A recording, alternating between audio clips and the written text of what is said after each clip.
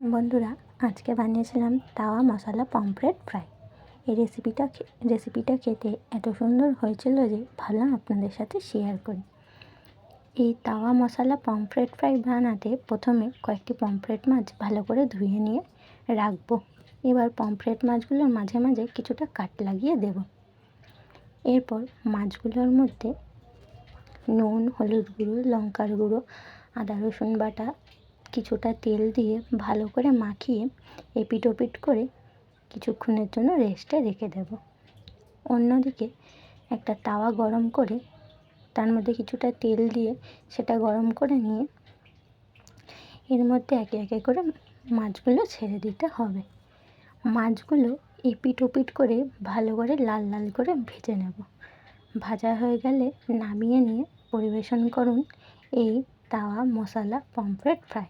রেসিপিটা কিন্তু দুর্দান্ত হয়েছিল খেতে। আপনারাও একবার ট্রাই করবেন অবশ্যই।